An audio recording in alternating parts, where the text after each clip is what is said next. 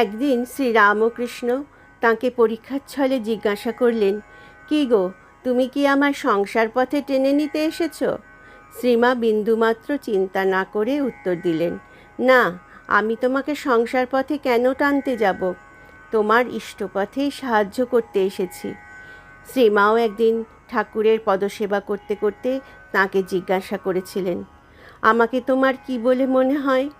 ঠাকুর তার উত্তরে বলেন, যে মা মন্দিরে আছেন তিনিই এ শরীরের জন্ম দিয়েছেন। ও এখন নহবতে বাস করছেন, আর তিনিই এখন আমার পদসেবা করছেন। সাক্ষাৎ আনন্দময়ী রূপ বলে তোমায় সর্বদা সত্য সত্য দেখতে পাই। এ যে তাদের মুখের কথা নয়, অন্তরের সত্য দৃষ্টি। তাঁর অগ্নি পরীক্ষাও শ্রীরামকৃষ্ণ সারদা দেবী জগতের কাছে দিয়ে গেছেন।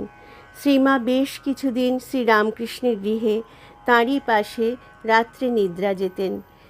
দেহবোধ বিরহিত শ্রীরামকৃষ্ণের প্রায় সারা রাত সমাধিতেই কাটত। এই সময় নিদ্রিত শ্রীমাকে পাশে রেখে একবার তিনি নিজেকে এইভাবে পরীক্ষা করেছিলেন, মন, এরই নাম স্ত্রী শরীর। লোকে একে পরম উপাদেয় ভোগ্য বস্তু বলে জানে এবং ভোগ করবার জন্য সর্বক্ষণ লালায়িত হয়, কিন্তু একে গ্রহণ করলে দেহেই আবদ্ধ থাকতে হয়। সচ্চিদানন্দ ঘন ঈশ্বরকে লাভ করা যায় না। ভাবের ঘরে চুরি করো না, পেটে একখানা মুখে একখানা রেখো না। সত্য বলো, তুমি একে গ্রহণ করতে চাও অথবা ঈশ্বরকে চাও?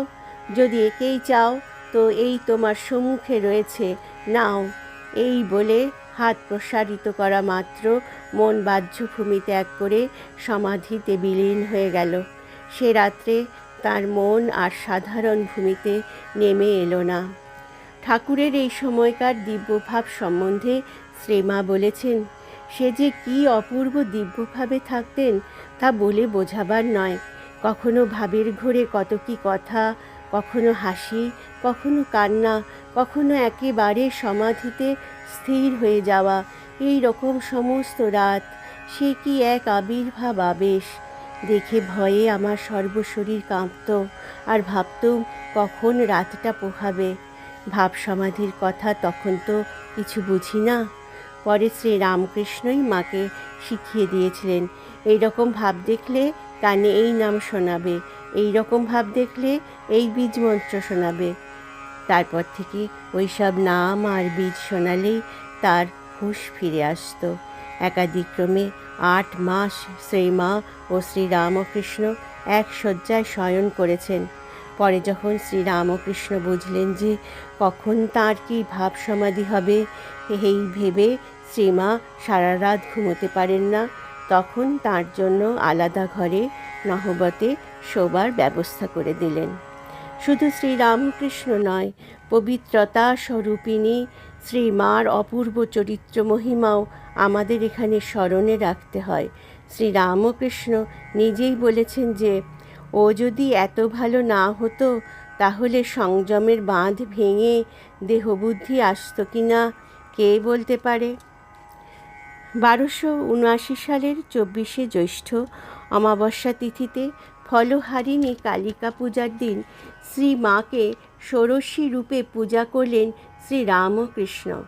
তাঁর সম্মুখে পূজার নৈবেদ্য প্রদান করে প্রার্থনা মন্ত্র উচ্চারণ করলেন, হে বালে, হে সর্বশক্তির অধীশ্বরী মা ত্রিপুর সুন্দরী, সিদ্ধিদ্বার উন্মুক্ত করো, এর শরীর মনকে পবিত্র করে এর মধ্যে আবির্ভূতা হও এবং সর্বকল্যাণ সাধন করো। পূজার মধ্যে শ্রীমা বাহ্য জ্ঞান শূন্য হয়ে সমাধিস্থা হলেন। শ্রীরামকৃষ্ণ অর্ধবাহ্য দশায় মন্ত্র উচ্চারণ করতে করতে সমাধি রাজ্যে চলে গেলেন।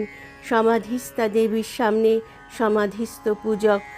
এইভাবে দীর্ঘক্ষণ কেটে গেল। মাঝরাতের অনেক পরে শ্রীরামকৃষ্ণের সমাধি ভাঙল। তখন তিনি নিজেকে নিজের সাধনার ফল, জপের মালা ইত্যাদি সর্বস্ব দেবীর পায়ে চিরকালের জন্য বিসর্জন দিয়ে পূজা শেষ করলেন। ক্রমশ শ্রীমা বাহ্যভূমিতে ফিরে এলেন। এই পূজার ফলে শ্রীমা শ্রীরামকৃষ্ণের সমস্ত সিদ্ধির অধিকারী হলেন। যে দেবী শক্তি তার মধ্যে সুপ্ত হয়েছিল, এর দ্বারা তার উদ্বোধন হলো, যার সাহায্যে তিনি পরবর্তীকালে শ্রীরামকৃষ্ণের অসমাপ্ত লোক কল্যাণ ব্রত সম্পূর্ণ করবেন। ষোড়শী পূজার সময় শ্রীমা 19 বছরে পদার্পণ করেছিলেন। পত্নীকে জগজ্জননী জ্ঞানী পূজা আধ্যাত্মিক ইতিহাসে সম্ভবত এই প্রথম। যেখানে মায়ের নাম সেখানে আনন্দধাম, আনন্দম শুধু আনন্দম।